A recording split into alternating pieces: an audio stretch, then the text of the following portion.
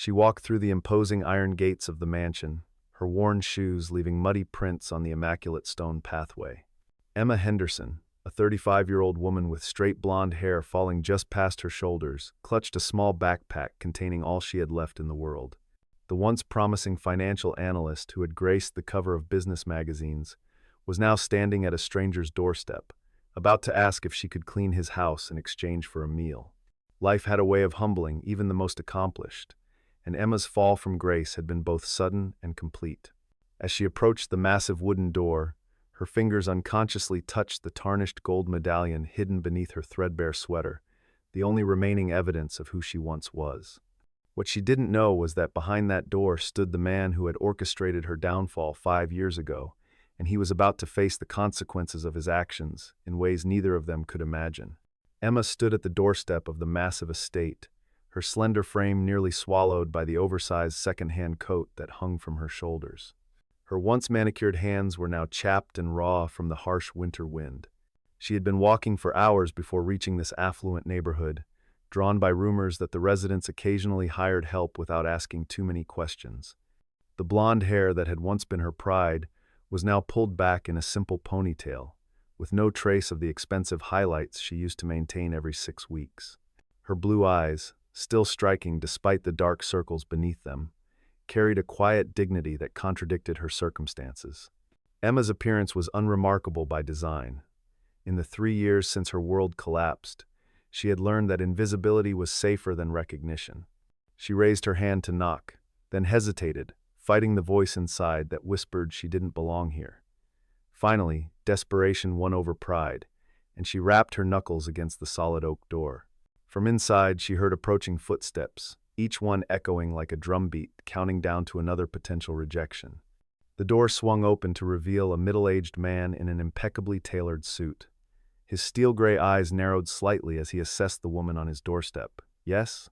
he inquired, his voice carrying the practiced indifference of someone accustomed to dismissing unwanted visitors. Emma swallowed hard, forcing herself to maintain eye contact despite the shame burning in her chest. "I'm looking for work," she said, her voice steadier than she felt. "I can clean, organize, help with anything you need. I don't require payment, just a meal would be enough." She gestured vaguely to the enormous house behind him. A property this size must need regular maintenance. The man's expression remained impassive, but something flickered in his eyes. Curiosity, perhaps, or suspicion. "Wait here," he instructed before disappearing into the house. Emma remained on the doorstep, fighting the urge to flee. Around her neck, concealed beneath layers of clothing, hung a small gold medallion, an award for financial excellence she'd received at the peak of her career. It was the one thing she couldn't bring herself to sell, the only tangible reminder that Emma Henderson had once been someone of consequence. The butler returned moments later. "Mr. Blackwood will see you," he announced, stepping aside to allow her entry. As Emma crossed the threshold into the marble-floored foyer, she felt a strange sensation, like stepping into a world she once belonged to but was now merely visiting. The butler led her through the house, past rooms filled with priceless artwork and furniture that cost more than most people's homes. Finally, they reached a study where a man stood with his back to the door, gazing out a floor-to-ceiling window overlooking manicured gardens. "The woman seeking employment, sir," the butler announced before retreating, closing the door behind him. The man didn't turn immediately, and Emma took the opportunity to study him. Broad shoulders beneath an expensive cashmere sweater, dark hair peppered with distinguished gray at the temples. When he finally turned to face her, Emma's blood ran cold. Standing before her was Alexander Blackwood, the investment banker whose testimony had been instrumental in the fraud case that destroyed her career. And from the way his eyes widened in shock, he recognized her too. "Emma Henderson," he stated, her name sounding like an accusation on his lips. Emma fought the instinct to run, forcing herself to stand her ground despite the trembling that had overtaken her body. "Mr. Blackwood," she acknowledged, her voice barely audible. The irony was almost too much to bear. Of all the mansions in New England, she had walked up to the door of the man who had helped dismantle her life. Alexander moved closer, studying her as though she were an equation he couldn't quite solve. "You're looking for work? As a housekeeper?" The disbelief in his voice carried a hint of something else, satisfaction perhaps. Emma lifted her chin slightly. Yes, things have changed considerably for me, as you can see. Alexander circled her slowly, and Emma felt like prey being assessed by a predator. Indeed they have. The mighty Emma Henderson, reduced to begging for scraps. How fitting. He gestured to a chair. Sit, I want to hear exactly how far you've fallen. 5 years earlier, Emma Henderson had been at the pinnacle of her career.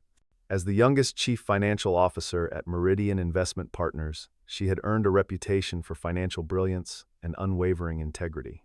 Her innovative approach to sustainable investment had attracted billions in new capital and earned her features in Forbes and the Wall Street Journal. Industry awards lined her office shelves, including the coveted Golden Medallion for Financial Innovation that now hung around her neck beneath her worn clothes. What made Emma unique in the cutthroat world of high finance wasn't just her analytical mind, it was her insistence on ethical practices in an industry often lacking them. She had become known as the conscience of Wall Street, a nickname that earned her both admiration and resentment. On her desk had sat a framed photograph of her mentor, Professor James Morrison, who had guided her through business school. "Never compromise your values for profit," he had written on the back, words Emma had lived by throughout her meteoric rise. The trouble began when Emma discovered discrepancies in the accounting for one of Meridian's largest funds. Her investigation revealed that several senior executives, including CEO Richard Garrett, had been artificially inflating returns to secure bonuses while hiding massive losses from investors. When she presented her findings to the board, she expected action. Instead, she met a wall of resistance. "You're misinterpreting the data," they told her. "These are standard industry practices." But Emma knew better. She had three options: remain silent and complicit, resign quietly, or fight. For someone who had built her reputation on integrity, only the third option was viable. Emma prepared a comprehensive report and scheduled meetings with the SEC and the Department of Justice.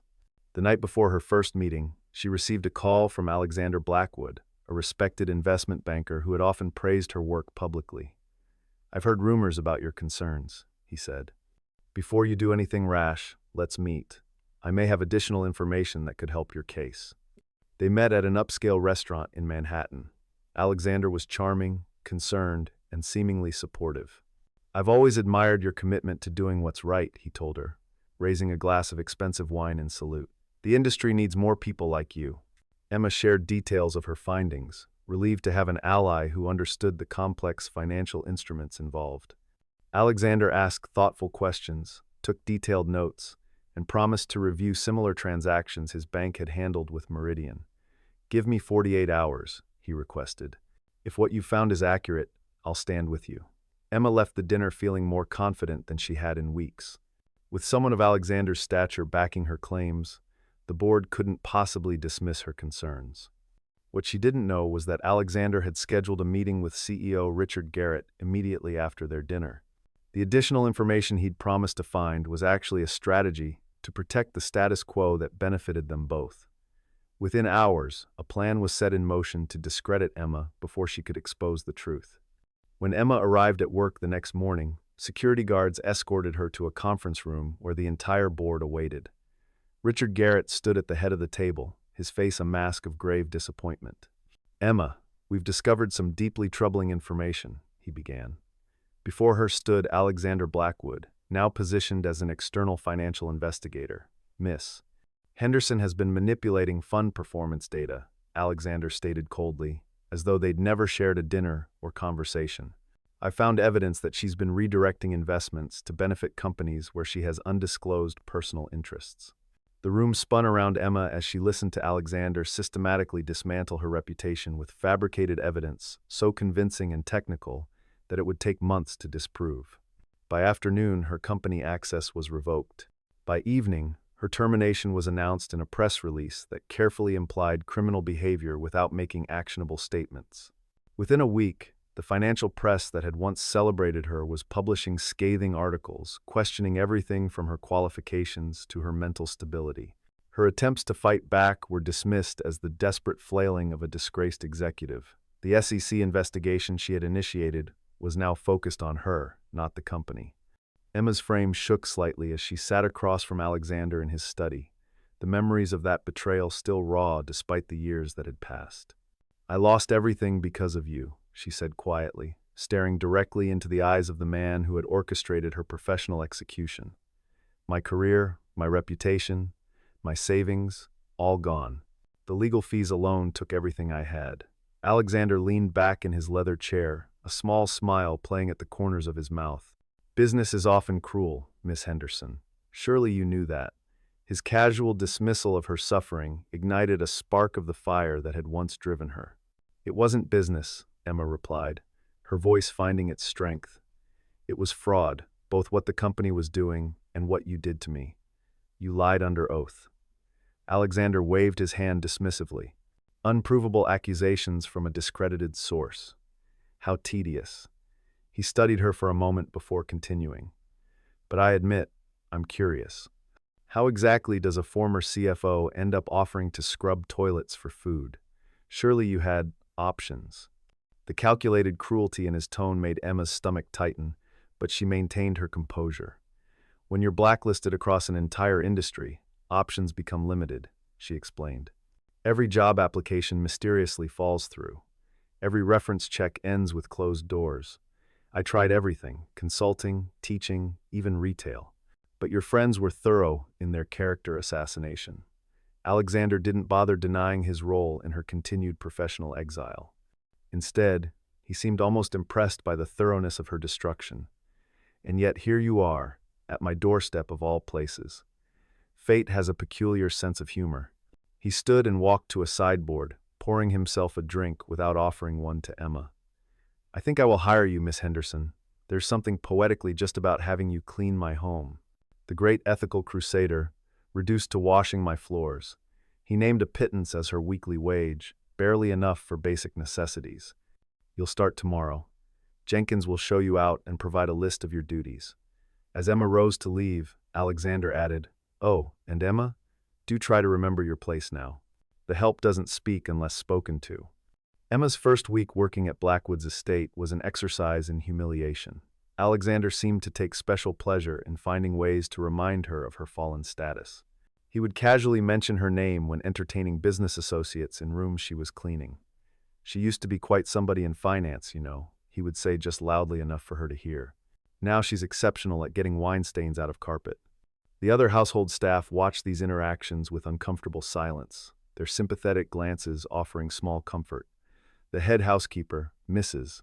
Reynolds, a stern woman in her 60s, pulled Emma aside after one particularly cruel exchange. He's never treated staff this poorly before, she confided. Whatever history you two have, it's personal for him. Emma nodded but offered no explanation. Her past was a wound she kept bandaged and hidden. The physical demands of the job were difficult for someone unaccustomed to manual labor. By evening, her back ached and her hands were raw from cleaning solutions. But the physical discomfort was nothing compared to the psychological toll of working for the man who had systematically destroyed her life. On her third day, Emma was polishing the cherrywood desk in Alexander's study when she noticed a familiar name on an open folder, Meridian Investment Partners. Unable to resist, she glanced at the documents, financial statements showing the company had recovered from the scandal and was now more profitable than ever. The executives who had committed fraud had received minimal consequences. Most remained in leadership positions or had transitioned to other prestigious roles. Richard Garrett had retired with a generous package and now sat on multiple corporate boards. The injustice of it twisted like a knife in Emma's chest. While she slept in a rented room barely larger than a closet, the actual criminals were thriving. That evening, as Emma was preparing to leave, Alexander called her into his study. I noticed you taking an interest in my papers today, he said, his tone deceptively casual. Emma froze, realizing he must have security cameras in his office. Your curiosity exceeds your position, Miss Henderson. Consider this your only warning. His threat was clear. Step out of line again, and even this degrading job would disappear. Emma nodded silently and turned to leave. One more thing, Alexander added. There's a dinner party tomorrow evening. 12 guests. You'll serve. The dinner party assembled some of the most powerful figures in finance, including Richard Garrett, Emma's former CEO. When she entered the dining room carrying the first course, conversation halted as recognition dawned on the guests' faces. Richard recovered first. a smirk spreading across his fleshy face. "Well, if it isn't our former ethical crusader," he announced to the table. "Alexander, you didn't mention you had such distinguished household staff." The table erupted in uncomfortable laughter. Throughout the meal, the guests took turns making thinly veiled references to Emma's downfall. "Whatever happened to that SEC investigation?" one asked innocently, knowing full well it had been redirected toward Emma and eventually dropped for lack of evidence. "Didn't she try to sue for wrongful termination?" another questioned. "I believe the case was dismissed as frivolous," Alexander replied, loud enough to ensure Emma heard from her position by the wall. For 3 excruciating hours, Emma served food and poured wine for the very people who had orchestrated her professional execution, all while they reminisced about her destruction as though discussing an amusing anecdote. After the guests departed, Emma was cleaning the dining room when Alexander returned, clearly satisfied with the evening's entertainment. "You performed admirably tonight," he commented, watching her stack plates. "It must have been quite educational to see how the world really works. Merit and ethics are charming concepts, but power and connections, those are the true currency." Emma continued working silently, refusing to give him the satisfaction of seeing her pain. Alexander moved closer. "You know, your situation could improve. Someone with your background could be valuable in certain contexts. Perhaps we could come to an arrangement." The implication in his tone was unmistakable. Emma straightened, meeting his gaze directly. "I've lost many things, Mr. Blackwood, but not my self-respect." Alexander's expression hardened. "Self-respect doesn't pay bills, Miss Henderson. Think about it, or continue scrubbing floors, your choice." He left her alone with the dirty dishes and the weight of his proposition hanging in the air like a toxic cloud. That night, Emma returned to her rented room and, for the first time since her downfall, seriously considered giving up. She was exhausted, physically, emotionally, spiritually. Fighting against such entrenched corruption had cost her everything. And for what? The guilty prospered while she served them dinner. Emma sat on the edge of her narrow bed, her shoulders slumped with the weight of defeat. The small room she rented in a dilapidated boarding house was a far cry from the luxury apartment she once owned with its breathtaking view of Central Park. Now her window overlooked an alley where stray cats fought over discarded food. The walls were thin enough that she could hear her neighbor's television blaring through the plasterboard. On particularly bad nights, like tonight, the stark contrast between her past and present became almost unbearable. She reached beneath her shirt and pulled out the gold medallion she always kept hidden. "For excellence in financial innovation and ethical leadership, read the inscription on the back." Emma traced the words with her fingertip, remembering the ceremony where she'd received it. She had been so proud that day, so certain that integrity and hard work would always triumph in the end. How naive she had been. She placed the medallion on her small nightstand and began to pack her few belongings into a backpack. Perhaps it was time to leave Boston altogether, to start fresh somewhere her name and face wouldn't be recognized. Alaska, maybe, or abroad if she could somehow afford it. As Emma folded her clothes, her gaze fell on a small, worn photograph she kept pressed between the pages of a book, the only picture she had saved from her previous life. It showed her standing beside Professor James Morrison at her business school graduation. The elderly man's arm was around her shoulders, his face beaming with pride for his star pupil. "The world needs more ethical warriors like you, Emma," he had told her that day. "Never stop fighting for what's right." Emma picked up the photograph, studying her mentor's face. Professor Morrison had passed away 2 years ago, never knowing the full story of what had happened to her. Or perhaps he had stopped responding to her emails around the time the scandal broke. Had he believed the accusations against her? The thought brought fresh pain. Emma placed the photograph back in the book and continued packing, but something kept drawing her attention back to it. She picked it up again, looking more closely at the background details she had never noticed before. Behind them, partially visible in the crowd, was a familiar face, Alexander Blackwood, much younger but unmistakable, watching them with an expression that, even then, seemed calculating. Why would Alexander have been at her graduation? They hadn't met until years later, or so she had thought. Emma's mind raced, connecting dots she had never considered related before. Professor Morrison had been a vocal critic of certain investment practices that firms like Alexander's had pioneered. He had published several influential papers calling for regulatory reform that would have impacted Alexander's business model significantly. And Morrison had chosen Emma, his most promising student, to carry forward his vision of ethical finance. What if her downfall hadn't been just about protecting Meridian's executives? What if it had been personal from the beginning, a calculated move to discredit not just her but the regulatory philosophy she represented? Emma's hands trembled as she set down the photograph. The medallion on her nightstand caught the dim light, gleaming like a reminder of unfinished business. Slowly, she began unpacking her bag. Running away would mean Alexander and his cronies had won completely.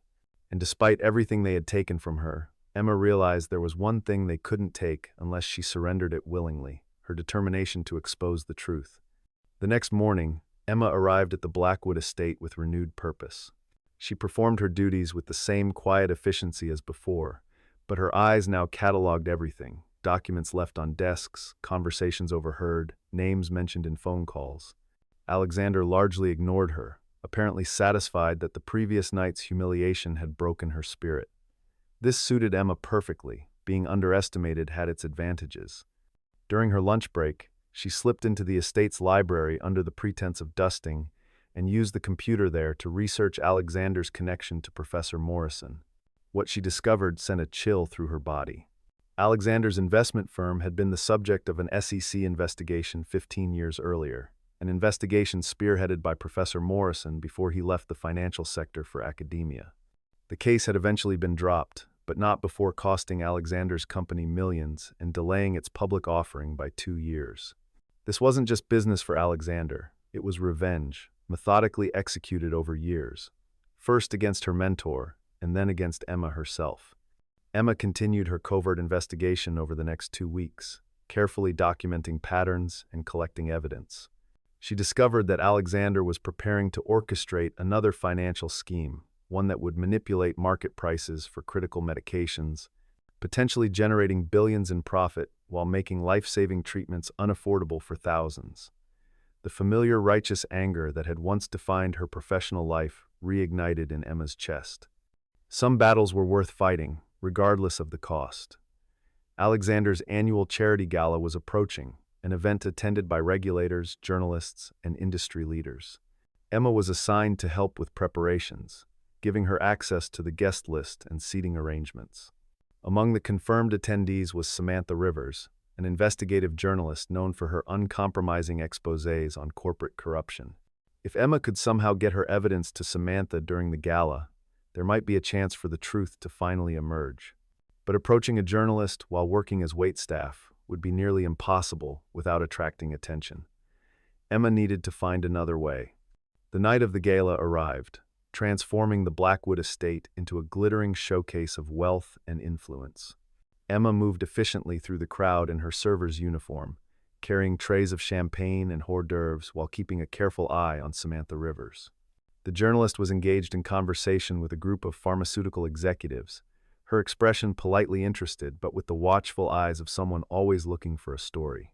Alexander moved through the room like a king holding court, stopping to charm key guests with practiced ease. When he approached the small stage set up in the grand ballroom, conversation quieted. "Welcome, friends," he began, his voice projecting warm sincerity. "Tonight, we celebrate not just charitable giving, but the power of financial innovation to transform lives." Emma nearly dropped her tray at the familiar phrase. It was almost word for word from her acceptance speech for the medallion she still wore beneath her uniform. Alexander was not just using her former position, he was appropriating her life's work and principles for his public image while privately undermining everything she had stood for. As Alexander continued his speech, Emma made her decision. The plan she had been formulating suddenly crystallized with perfect clarity. She slipped away from the main ballroom, moving quickly through the service corridors to the small changing room where staff had left their personal belongings. From her bag, she retrieved the gold medallion and a small USB drive containing the evidence she had gathered. She removed her server's jacket and straightened her simple white blouse underneath. Then, taking a deep breath, Emma walked back toward the ballroom, no longer with the hunched posture of someone trying to be invisible, but with the confident stride that had once carried her into boardrooms and onto stages. She entered through the main doors, just as Alexander was concluding his remarks about ethical leadership in finance. The timing could not have been more perfect or more devastating. Heads turned as Emma walked purposefully toward the stage, the gold medallion now displayed prominently around her neck, catching the light with each step. Alexander faltered mid-sentence as he spotted Emma approaching, confusion quickly turning to alarm as he recognized not just his housekeeper, but the reemergence of Emma Henderson, the financial expert whose reputation he had destroyed. Before security could intercept her, Emma reached the side of the stage. "Mr.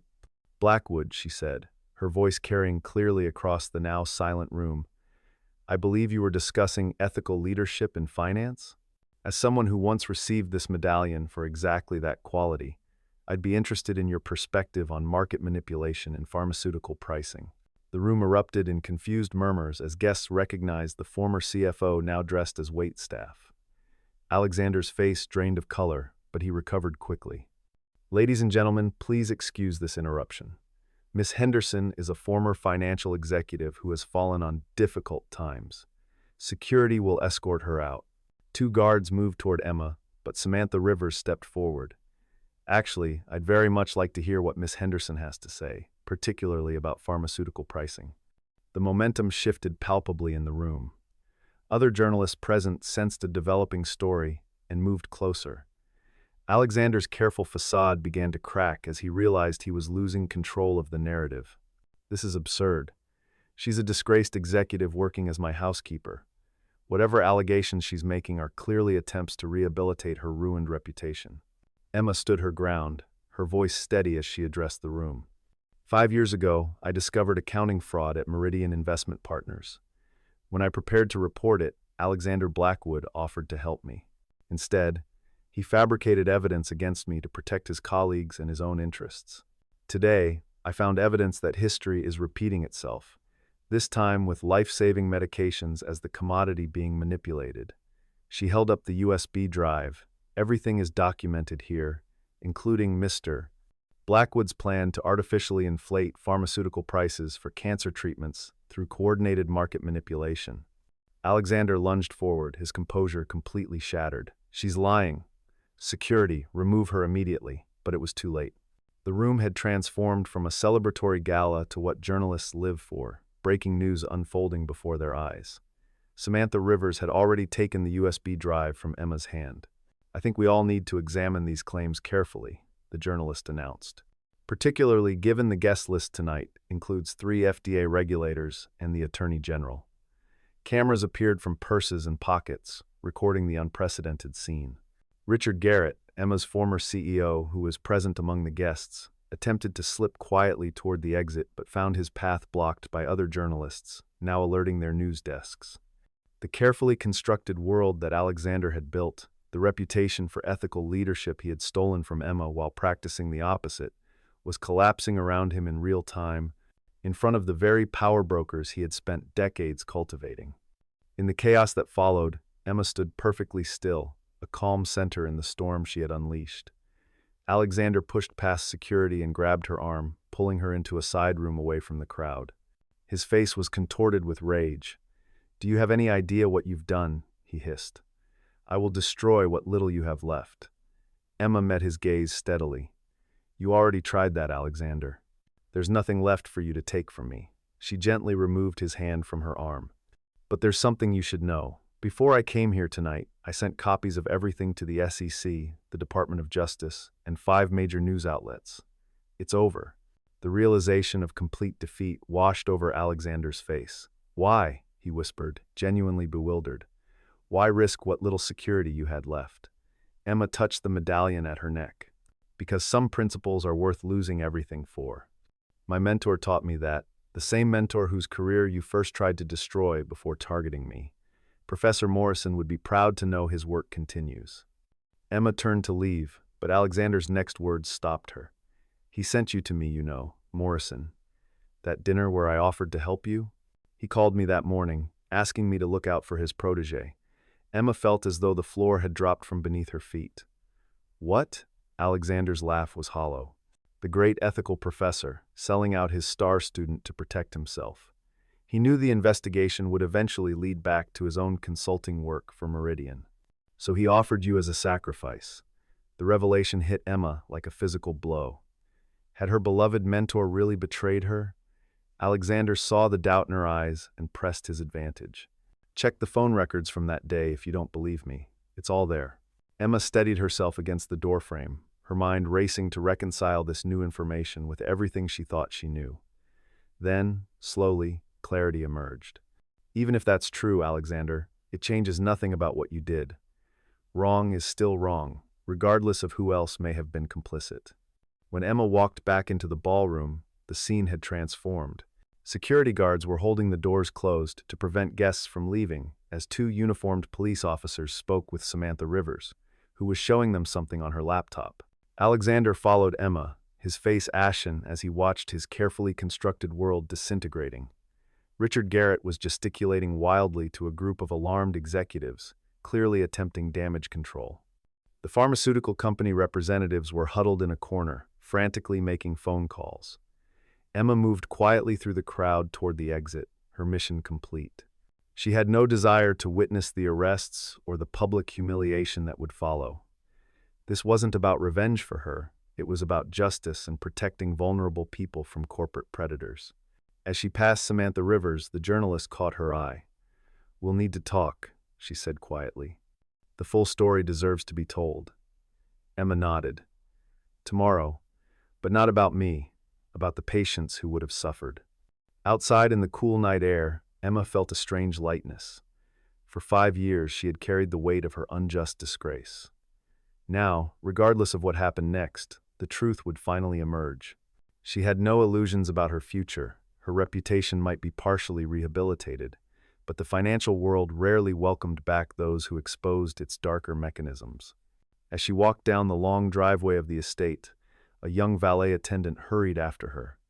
"Miss Henderson?" he called. "I just wanted to say, I'm studying finance at Boston University. We read about your ethical investing models in class. No one believed the fraud allegations." Emma stopped, genuinely surprised. "Your professor still teaches my work?" The young man nodded eagerly. "Professor Chen says your approaches to sustainable investment were years ahead of their time. Most of us went into finance because of papers like yours." Tears threatened at the corners of Emma's eyes, the first evidence that her work had not been entirely erased, that somewhere her ideas still mattered. 3 months later, Emma sat in a small cafe in downtown Boston, reviewing the draft of Samantha Rivers' comprehensive investigative piece. The story had expanded far beyond Alexander Blackwood's pharmaceutical scheme to expose a network of market manipulation that had operated for decades.